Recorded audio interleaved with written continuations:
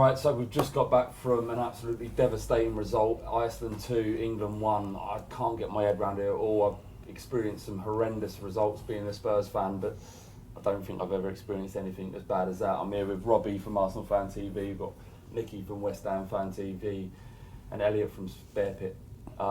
Lads, what happened, Rob? It's terrible. I don't know, I mean, it's as bad as it gets. Iceland. I mean, we couldn't have hoped for an easier draw coming through. We'd messed up basically by not finishing top of the group, but we couldn't have hoped for an easier draw. And 1-0 up, you're thinking, okay, everything's hunky-dory cruising. And then straight away, you know, go down the other end, can't defend a long throw, which, come on, you know, we see a lot of those in the Premier League. Can't defend a long throw, and then after that, concede again. I don't know what Joe Hart, he's had a terrible tournament, Joe Hart, mistake by him.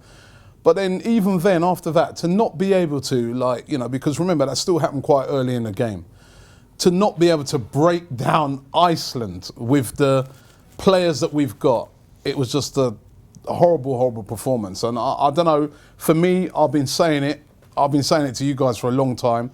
The manager, I don't know why people have been bigging him up. I was arguing with you earlier on this social club. For me, I said he should not even be in the job. He should have went after the last World Cup. We didn't even get out of the group. We had an easy group this time, right, which we barely got out of when you think about it. One victory in that. And now we come up against Iceland. May as well go home. What we would have done if we would have been playing Italy today, or we'd have been playing Belgium, or we'd have been playing Germany. You know what I mean? It's embarrassing. I think not. Even with this Brexit thing, I think Europe now are really laughing after us, because they're like, you know what, good riddance to you lot. And you know, it was terrible. Start of the game, many of us said that Hodgson got his selection correct. Nick, you're obviously forlorn. What do you think? He's picked the best of what he's taken. What you reckon, Ryan Noble and Antonio? Yeah? No, not at all. Just, I think the squad in a whole is imbalanced. We were talking earlier, Flav. I think he's gone out there with one plan and one plan only. I don't know. The squad, the team on paper is good enough. Of course it is. So Iceland, fuck, I mean, they're good. They're good. The team on paper it's Iceland. Is good enough to beat anybody. Anybody. You look at Iceland. You have a laugh. But you look at Harry Kane. Look at Harry Kane. Harry Kane's been shocking in this tournament. Do you know what? I don't even blame the players. They're doing what they're told. Why Harry Kane is moving out to the left and right wing to take free kicks is beyond me. We've got no height in the team as it is. Especially when... who went off? The first player to go off? Dyer for Wiltshire. But he's not even tall. He's our biggest player. But to be fair, even when he was in there, he was awful. And to say he's the best deliverer of the ball that we've got in England, well, that's terrible. To be putting that in the right. And whose decision is that? Whose decision is it? Decision. For him to be taking corners.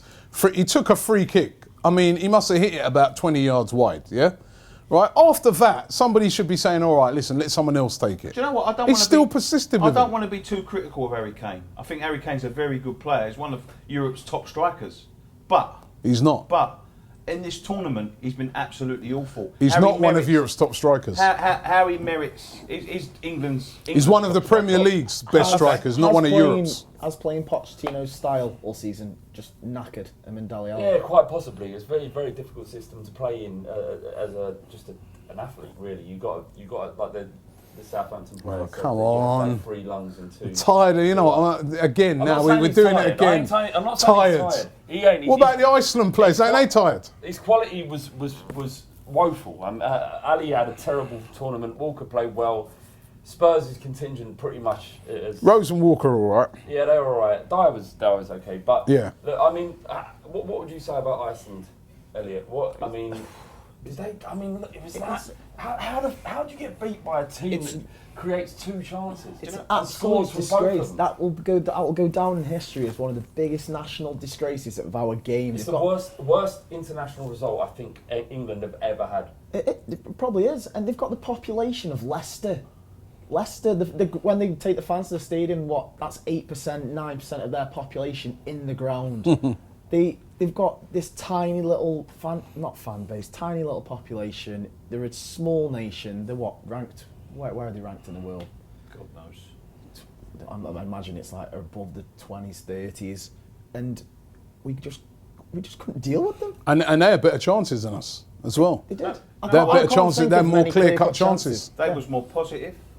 They was more positive than us. The manager has done his own work because he must have looked, because we haven't been tested in the defence, and he must have looked at the friendlies and things and thought, we can get to them, because he kept 2 up front all the time.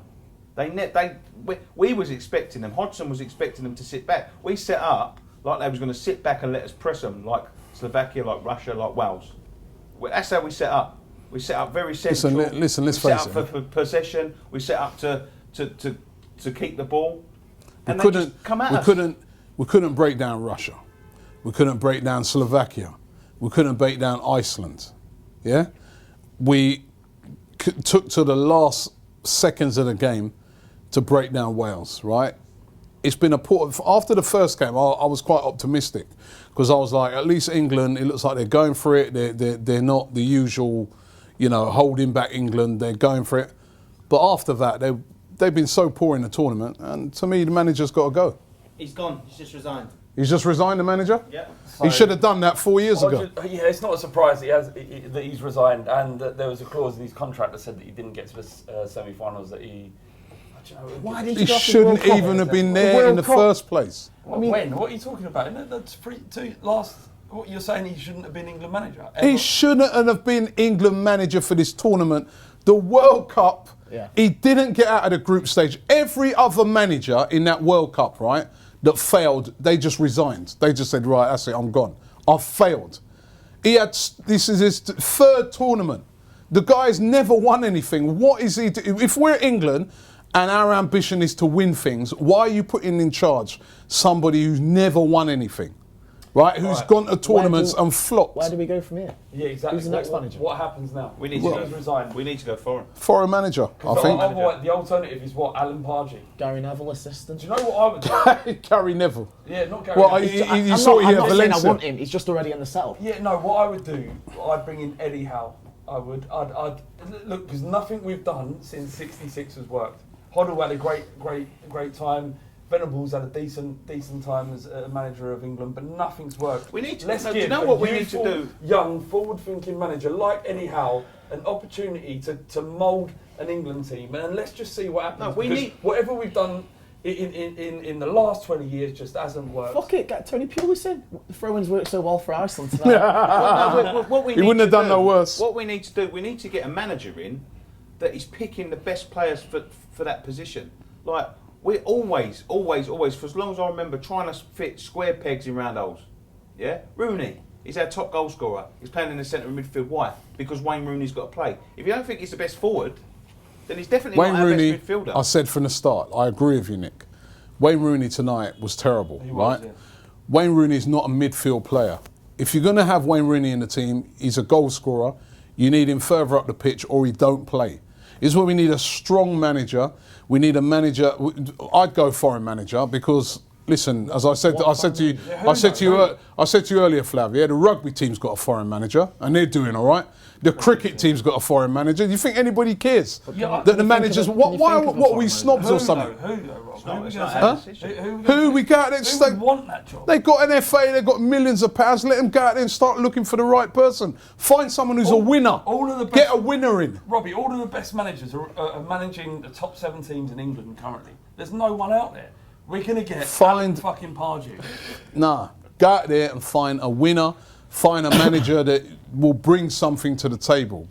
A manager that will make these players play. A manager that's brave enough to say to Wayne Rooney, Rooney, you're not even playing striker for your club. What? Sorry, mate. You're not. I ain't bringing you. Arsene Wenger. Completely.